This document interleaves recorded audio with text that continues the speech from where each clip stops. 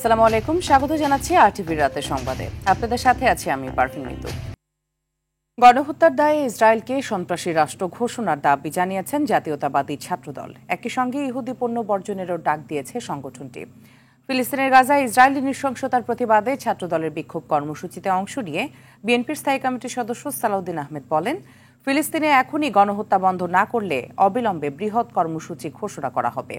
অপর এক অনুষ্ঠানে ফিলিস্তিনের মুসলিমদের রক্ষায় মধ্যপ্রাচ্য সহ শক্তিশালী মুসলিম দেশগুলোকে কার্যকর পদক্ষেপ নেওয়ার আহ্বান জানিয়েছেন বিএনপির ভাইস চেয়ারম্যান শামসুজ্জামান দুদু। মাইদুর রহমান রুবেল জানাচ্ছেন বিস্তারিত।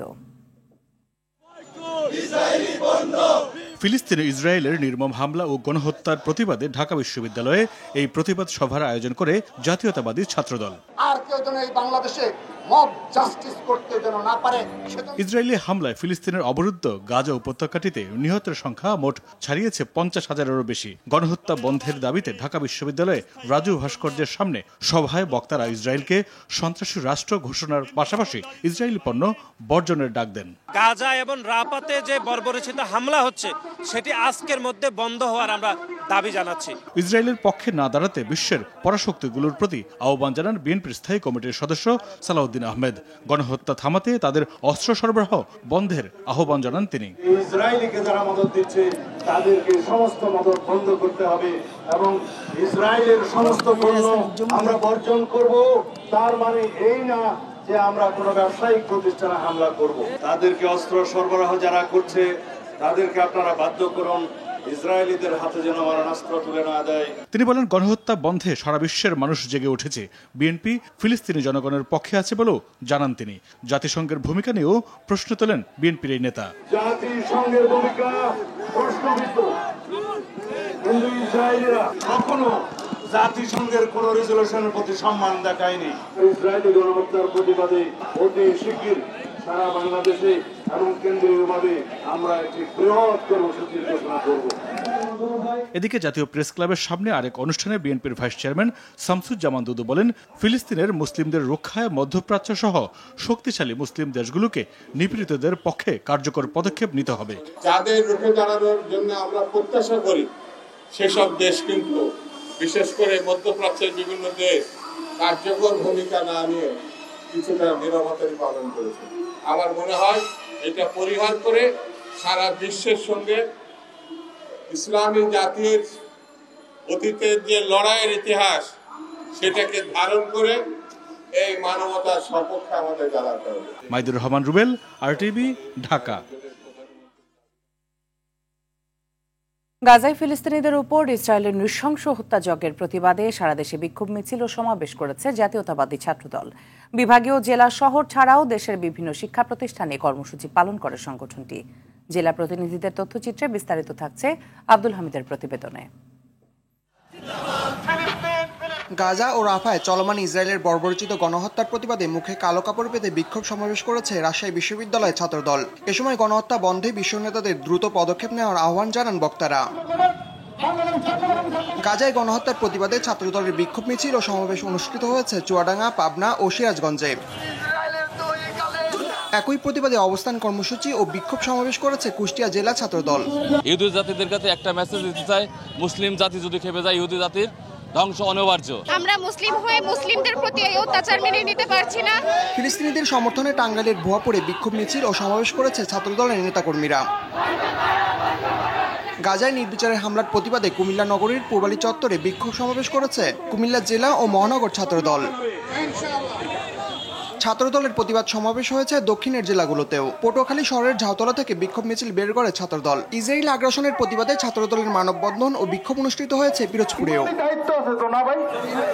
এদিকে ইসরায়েল আগ্রাসন ও গণহত্যার প্রতিবাদে ময়মনসিংহ ও লক্ষ্মীপুরের বিভিন্ন শিক্ষা প্রতিষ্ঠানে ছাত্রদলের প্রতিবাদ কর্মসূচি অনুষ্ঠিত হয়েছে। ফিলিস্তিনের জনগণের প্রতি সংহতি জানিয়ে অবিলম্বে গাজায় বর্বরচিত গণহত্যা বন্ধে মুসলিম বিশ্বকে এক হবার আহ্বান জানান রংপুর জেলা ও মহানগর ছাত্রদলের নেতারা। এছাড়া ইসরায়েলি বর্বর আগ্রাসনের প্রতিবাদে ভোলার দৌলতখান, ঢাকার ধামরাই, ব্রাহ্মণবাড়িয়ার কসবা ও নাটোরে ছাত্রদলের আয়োজনে অবস্থান কর্মসূচি ও বিক্ষোভ মিছিল অনুষ্ঠিত হয়েছে। আব্দুল হামিদ, আরটিভি। গাজায় গণহত্যার প্রতিবাদে ইসরায়েল ও আমেরিকার বিরুদ্ধে 6 দফা বাস্তবায়নের দাবি জানিয়েছেন শিক্ষার্থীরা। বিকেলে আজাদ ফিলিস্তিনি ব্যানারে শিক্ষার্থীদের 7 জন প্রতিনিধি পররাষ্ট্র মন্ত্রণালয়ের মহাপরিচালক বরাবর স্মারকলিপি জমা দিয়ে দাবিগুলো জানান। সংগঠনটির আহ্বায়ক মোহাম্মদ ইমরান জানান, সরকার দাবিগুলো মেনে না নিলে বৃহত্তর আন্দোলনের ডাক দিবেন তারা। এর আগে বিকেল 3:30টার দিকে ঢাকা বিশ্ববিদ্যালয়ের রাজু ভাস্কর্যের সামনে থেকে 70 ফুট ফিলিস্তিনি পতাকা নিয়ে বিক্ষোভ মিছিল নিয়ে পররাষ্ট্র মন্ত্রণালয়ের অভিমুখে যাত্রা শুরু করেন তারা। মার্কিন সহ পশ্চিমা দেশগুলোর মদদে হত্যাকাণ্ড হচ্ছে, সেটির কোনো প্রতিবাদ কিংবা প্রজ্ঞাপন আমাদের সরকারের পক্ষ থেকে জানানো হয় নাই। এই ইন্টারিমকে পরিষ্কার করতে হবে যে তারা মার্কিনকে সন্তুষ্ট রাখতে চায় নাকি জনমানুষের মতামতকে তুলে ধরতে চায়।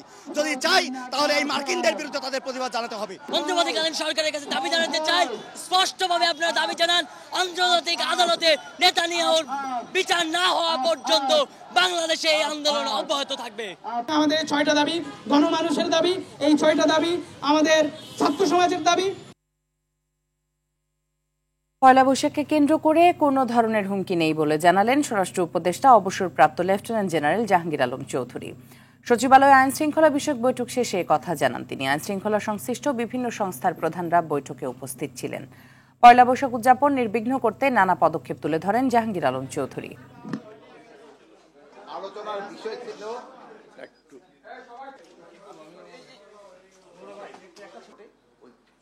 ব্যবস্থা আমরা নিব।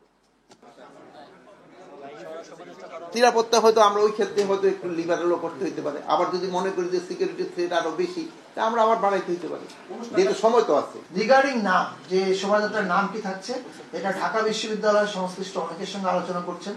তারা আলোচনা করে ওনাদের প্রেস কনফারেন্স আছে 10 তারিখে, ওনারা আপনাদেরকে জানাবেন যে নামটা আসলে কি হবে।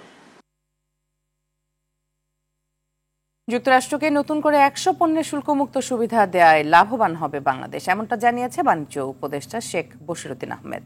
যুক্তরাষ্ট্রের সাথে বাণিজ্য ঘাটতি কমিয়ে আনতে সরকার কাজ করছে বলেও জানান তিনি।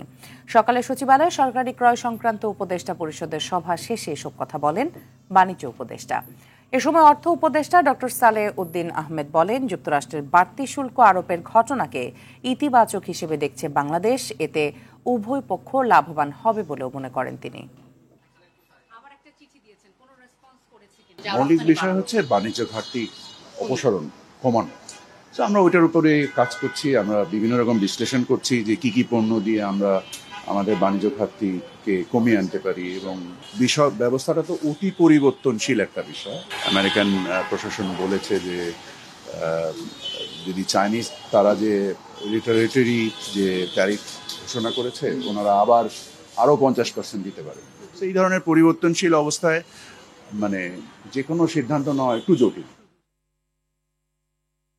যুক্তরাষ্ট্রের নতুন শুল্ক নীতি স্থগিতের কথা বিবেচনা করছেন না দেশটির প্রেসিডেন্ট ডোনাল্ড ট্রাম্প। সোমবার ইসরায়েলি প্রধানমন্ত্রী বেনিয়ামিন নেতানিয়াহুর সঙ্গে বৈঠক শেষে হোয়াইট হাউসে কথা জানান তিনি।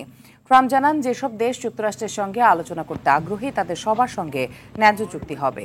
এ সময় ইসরায়েলের শুল্ক প্রত্যাহার বা হ্রাসের বিষয়ে সরাসরি কোনো উত্তর দেননি তিনি। এদিকে চীনের উপর 50% শুল্ক আরোপের হুমকির উপর যুক্তরাষ্ট্রের প্রেসিডেন্ট ডোনাল্ড ট্রাম্পকে সতর্কবার্তা দিয়েছে চীনের বাণিজ্য মন্ত্রণালয়। মন্ত্রণালয়ের মুখপাত্র জানান, যুক্তরাষ্ট্রের যে কোনো হঠকারী পদক্ষেপের বিরুদ্ধে শেষ পর্যন্ত লড়াই করবে চীন। উন্মোচিত হল মহাকাশ গবেষণার পথ। বিশ্বের 54তম দেশ হিসেবে যুক্তরাষ্ট্রের মহাকাশ গবেষণা সংস্থা নাসার সঙ্গে আর্টেমিস চুক্তি সই করেছে বাংলাদেশ। এর আওতায় প্রযুক্তির বিনিময়ে অর্থনৈতিক সহযোগিতা সহ মিলবে বিজ্ঞান ভিত্তিক সহায়তা। এছাড়া চলতি বছরে $100 কোটি বিনিয়োগে আগ্রহ প্রকাশ করেছে নিউ ডেভেলপমেন্ট ব্যাংক। বিনিয়োগ শীর্ষ সম্মেলনের দ্বিতীয় দিনে সংবাদ সম্মেলনে এসব কথা জানিয়েছেন বিটার নির্বাহী চেয়ারম্যান চৌধুরী আশিক মাহমুদ বিন হারুন। আশিকুল আলম জানাচ্ছেন বিস্তারিত। বাংলাদেশ বিনিয়োগ শীর্ষ সম্মেলনের দ্বিতীয় দিনে নারায়ণগঞ্জের 2500-এ বাংলাদেশ বিশেষ অর্থনৈতিক অঞ্চল পরিদর্শন করেন চীন, জাপান, সৌদি, আবুধাবি, যুক্তরাষ্ট্র, ভারত ও প্রবাসী বাংলাদেশি সহ 36 বিনিয়োগকারী। এ সময় বিনিয়োগের সুযোগ সুবিধা ও কর্মপরিবেশ খতিয়ে দেখেন তারা। প্রধান উপদেষ্টার উপপ্রেস সচিব আজাদ মজুমদার জানান, বিনিয়োগকারীদের সামনে বিনিয়োগের বর্তমান অবস্থা ও সম্ভাবনা তুলে ধরা হয়েছে। অঞ্চলের যে সুযোগ সুবিধাগুলো আছে, যে বিনিয়োগকারীরা আসছেন ওনারা মূলত এসেছেন চায়না, জাপান, সৌদি আরবিয়া, সংযুক্ত আরব আমিরাত, মার্কিন যুক্তরাষ্ট্র এই দেশগুলো থেকে, পাশাপাশি নন রেসিডেন্ট বাংলাদেশি যারা ইনভেস্টমেন্টে এখানে আগ্রহ প্রকাশ করেছেন তারাও এসেছেন। বিনিয়োগ শীর্ষ সম্মেলনের দ্বিতীয় দিনের সার্বিক বিষয়ে সংবাদ সম্মেলনে বিডার নির্বাহী চেয়ারম্যান চৌধুরী আশিক মাহমুদ বিন হারুন জানান, বিনিয়োগ বান্ধব কর্মপরিবেশ তৈরি করবে সরকার। আমাদের যদি এন্ড গোলটা হয় যে আমরা স্পেসে বাংলাদেশি অ্যাস্ট্রোনট পাঠাবো, সেটা পাঠানোর জন্য আমাদেরকে আসলে এই ধরনের একটা স্টেপ নিতে হবে। This is step 1 of probably 1000। But এই প্রথম স্টেপটা দিয়ে আমরা যেটা করলাম, আমরা এগ্রি করলাম যে আমরা নাসার সাথে এবং বাকি 53টা দেশের সাথে একসাথে স্পেস এক্সপ্লোরেশনে কোলাবোরেট করব, আমরা একসাথে কাজ করব। 10 বছর পর বাংলাদেশ কেমন হবে সেই আভাসের পাশাপাশি বাংলাদেশের ব্যাপারে বিশ্বের ধারণা এই সামিটের মাধ্যমে পরিবর্তন করা হবে বলে জানান আশিক চৌধুরী। আজ থেকে 10, 15, 20 বছর পরে বাংলাদেশ স্পেসে একটা পজিশন নিতে পারবে। আমাদের আশিকুল আলম, RTV, ঢাকা। তরলীকৃত প্রাকৃতিক গ্যাস LNG রপ্তানির মার্কিন বহুজাতিক কোম্পানি অ্যাক্সিলারেটেড এনার্জি স্ট্র্যাটেজিক উপদেষ্টা পিটার হাস প্রধান উপদেষ্টা ডক্টর মোহাম্মদ ইউনূসের সঙ্গে সাক্ষাৎ করেছেন। এছাড়াও চীনা ও কোরিয়ান বিনিয়োগকারীদের জন্য প্রাতরাশের বৈঠকের ঘোষণা দিলেন প্রধান উপদেষ্টা অধ্যাপক মোহাম্মদ ইউনূস। তার বাসভবন যমুনায় চীন ও কোরিয়ার বিনিয়োগকারীদের প্রতিনিধির বৈঠকে ঘোষণা দেন প্রধান উপদেষ্টা। চীনের প্রতিনিধি দলের নেতৃত্ব দেন মেইনল্যান্ড হেডওয়ার হোল্ডিংস লিমিটেডের ডেপুটি চেয়ারম্যান এবং ব্যবস্থাপনা পরিচালক পলিন এনগান। কোরিয়ার প্রতিনিধি দলের নেতৃত্ব দেন ইয়াং ওয়ান কর্পোরেশনের চেয়ারম্যান কি হাক সাং। এদিকে দ্বীপ বহুপাক্ষিক উন্নয়ন ব্যাংক, নিউ ডেভেলপমেন্ট ব্যাংকের ভাইস প্রেসিডেন্ট এবং চিফ অপারেটিং অফিসার ভ্লাদিমির কাজবেকভও দেখা করেছেন প্রধান উপদেষ্টার সাথে। ঐকমত্য কমিশনের সঙ্গে বৈঠক করে দ্বিকক্ষ বিশিষ্ট আইন সভা না করার পক্ষে মত দিয়েছে নাগরিক ঐক্য। বিকেল 3টা থেকে 5:30 পর্যন্ত দলের প্রেসিডেন্ট সদস্য জিনুর আহমেদ চৌধুরীর নেতৃত্ব নাগরিক ঐক্যের প্রতিনিধি দল বৈঠক করে এ মতামত জানায়। সভা শেষে জিনুর আহমেদ বলেন, প্রচলিত সংসদ ব্যবস্থা ও আগের নিয়মেই রাষ্ট্রপতি নির্বাচন চান তারা, তবে সংরক্ষিত মহিলা আসন 100 করার পক্ষে মত দিয়েছেন। ঐকমত্য কমিশনের সহ সভাপতি অধ্যাপক আলী রিয়াজ বললেন, সব রাজনৈতিক দলের মতামত নিয়ে জাতীয় সনদ করা হবে। কিছু কিছু আপনাদের ঐকমত্য আছে, কিছু কিছু ভিন্ন মত আছে, সেগুলি নিয়ে আমরা কথা বলবো। আগের যে চার নীতি, সেই চার নীতির মধ্যেই আমরা থাকতে চাই। আমরা 1 ইউনিট পার্লামেন্ট আছে, আমরা বলছি 1 ইউনিট পার্লামেন্টের ভিত্তিতেই এই সিকিউরিটি কাউন্সিলটা হোক। অন্তর্বর্তী সরকারের মেয়াদে পাচার হওয়া অর্থ ফেরানোর সবচেয়ে বড় সুযোগ। তাই সরকারকে এমন দৃষ্টান্ত স্থাপন করতে হবে যেন ভবিষ্যতে কেউ টাকা পাচার করার সাহস না পায়। আরটিভিকে এসব কথা বলেন ট্রান্সপারেন্সি ইন্টারন্যাশনাল অব বাংলাদেশ TIBর মহাপরিচালক ইফতেখারুজ্জামান ও অর্থনীতিবিদ ডক্টর মাহফুজ কবির। এই জন্য কাজের গতি বাড়ানোর তাগিদ তাদের। সাকিবুর রহমানের রিপোর্ট। আওয়ামী লীগ আমলে দুর্নীতিগ্রস্ত রাজনীতিবিদ, ব্যবসায়ী, আর্থিক খাতে রাঘব বোয়াল, আমলা ও মধ্যস্থতাভোগী বিশাল অঙ্কের অর্থ বিদেশে পাচার করেন। শ্বেতপত্র প্রণয়ন কমিটির হিসেবে যার পরিমাণ বছরে গড়ে 1,80,000 কোটি টাকা। অন্তর্বর্তী সরকারের সংস্কারের উদ্যোগের অন্যতম পাচার অর্থ ফেরত আনা। অর্থনীতিবিদ মাহফুজ কবির মনে করেন, বাংলাদেশ ব্যাংক টাকা ফেরাতে সঠিক পথেই আছে। পারস্পরিক আইনগত সহযোগিতা চুক্তি যদি আমরা করি, তাহলে সেই ক্ষেত্রে তার অধীনে আমরা কিন্তু অর্থগুলো ফেরত আনার ব্যবস্থা করতে পারি। কারণ এই দুটো জায়গাতে আসলে কাজ করা হচ্ছে। এই মুহূর্তে আসলে 30টা ফার্মের সঙ্গে আসলে কথাবার্তা হচ্ছে এবং তাদের মধ্যে থেকে আসলে কিছু ফার্মকে নিয়োগ দেওয়া হবে যারা লিগ্যাল কাজগুলো করবে।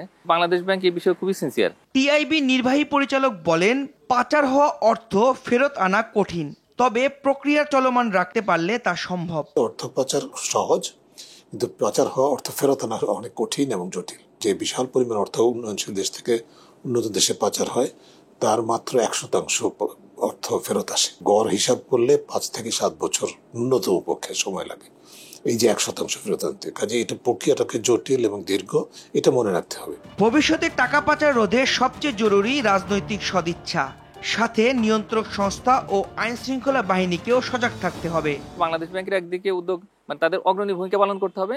এর পাশাপাশি সাপোর্টিং ডকুমেন্টগুলো তৈরি করবে বাংলাদেশ ফাইন্যান্সিয়াল ইন্টেলিজেন্স ইউনিট। তারা যেহেতু একটা স্বাধীন সংস্থা, তারা কিন্তু এক্ষেত্রে বাংলাদেশ ব্যাংকে সহযোগিতা করবে। এর পাশাপাশি দুদক, যে দেশগুলোতে অর্থ পাচার হয়ে গেছে তাদের দুর্নীতি প্রতিরোধ যে সংস্থাগুলো আছে তাদের সঙ্গে কাজ করবে।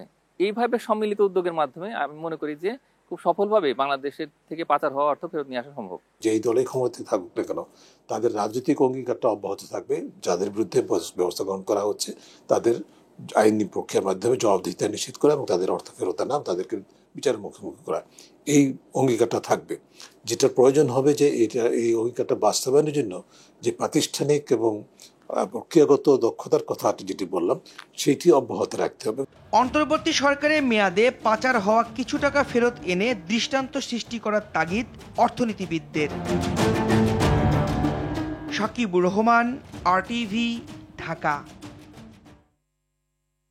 চীন ও বিমস্টেক দুটো সফরই প্রত্যাশা অনুযায়ী সফল হয়েছে বলে মন্তব্য করেছেন পররাষ্ট্র উপদেষ্টা তৌহিদ হোসেন। দুপুরে পররাষ্ট্র মন্ত্রণালয়ে সাংবাদিকদের তিনি এসব কথা জানান। শেখ হাসিনাকে ফেরত আনার প্রসঙ্গে বলেন, ভারতের সাথে আলোচনা হয়েছে কিন্তু চূড়ান্ত কোনো কথা হয়নি। বাংলাদেশের প্রস্তাব ছিল তাকে ফেরত এনে বিচারের সম্মুখীন করা। অস্বস্তি তৈরি করে এমন বক্তব্য ভারত বাংলাদেশ দুপক্ষেরই বিরত থাকা উচিত মন্তব্য মনে করেন উপদেষ্টা। এছাড়া পাকিস্তানের উপপ্রধানমন্ত্রী এ মাসের শেষ দিকেই বাংলাদেশ সফর করবেন বলে নিশ্চিত করেন তিনি।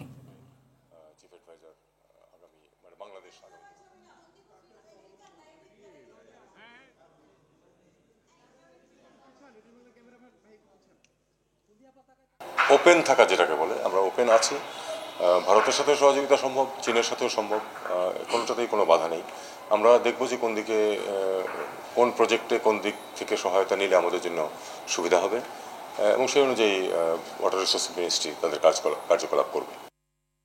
আন্তর্জাতিক অপরাধ ট্রাইব্যুনালের সাবেক প্রসিকিউটর ব্যারিস্টার তুরিন আফরোজকে 4 দিনের রিমান্ড দিয়েছেন আদালত। রাজধানীর উত্তরা পশ্চিম থানার বৈষম্য বিরোধী ছাত্র আন্দোলনে হত্যাচেষ্টা মামলায় তাকে গ্রেপ্তারের পর আদালতে হাজির করে 10 দিনের রিমান্ড আবেদন করে পুলিশ।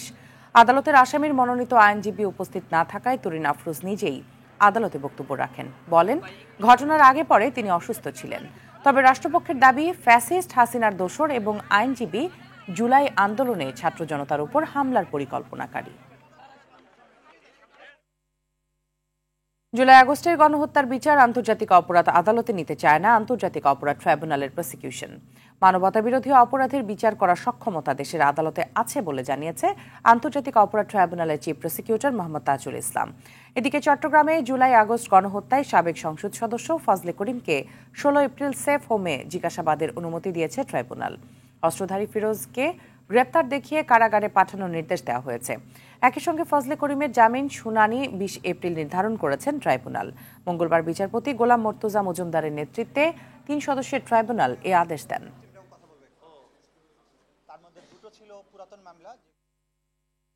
হজ এজেন্সির অব্যবস্থাপনা ও অসহযোগিতার কারণে কোনো ব্যক্তি হজ পালন করতে না পারলে সেই সব এজেন্সির বিরুদ্ধে কঠোর আইনগত ব্যবস্থা নেওয়ার হুঁশিয়ারি দিয়েছেন ধর্ম উপদেষ্টা আফম খালিদ হোসেন। তিনি বলেন, কিছু এজেন্সির অবহেলার কারণে 10,000 হজযাত্রী নিয়ে শঙ্কায় রয়েছে ধর্ম মন্ত্রণালয়। সচিবালয় সংবাদ সম্মেলনে এই কথা জানান তিনি। বিস্তারিত বিলাল হোসেনের রিপোর্টে। এজেন্সিগুলোর গাফিলতির কারণে প্রতি বছর হজ মৌসুমে কোনো না কোনো জটিলতা বা সংকটে পড়তে হয় বাংলাদেশের হজ যাত্রীদের। এবছর 29 এপ্রিল প্রথম হজ ফ্লাইট ঘোষণা করা হলেও এখনও মক্কা ও মদিনায় 10,487 জনের বাড়ি ভাড়া চূড়ান্ত করতে পারেনি 9টি হজ এজেন্সি। সৌদি সরকারের রোডম্যাপ অনুযায়ী 18 এপ্রিলের মধ্যে ভিসা সম্পূর্ণ বাধ্যতামূলক থাকলেও এখনও হজ যাত্রীদের সকল ডকুমেন্ট সাবমিট করতে পারেনি এসব এজেন্সি। সচিবালয় এক সংবাদ সম্মেলনে এমনটি জানান ধর্ম উপদেষ্টা।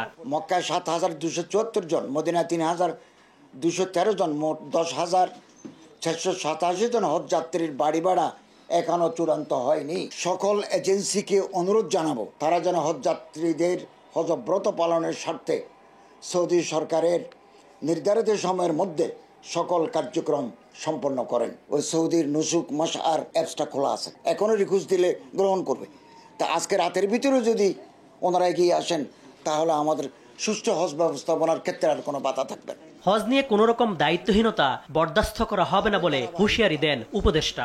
কোনো হাজি যদি হজে যেতে ব্যর্থ হন তাহলে ওই সে সমস্ত এজেন্সির বিরুদ্ধে আমরা আইনানুগ ব্যবস্থা নেব, তাদের লাইসেন্স আমরা বাতিল করে দেব, তাদের যেটা জামানত আছে সেটা বাজেয়াপ্ত করব।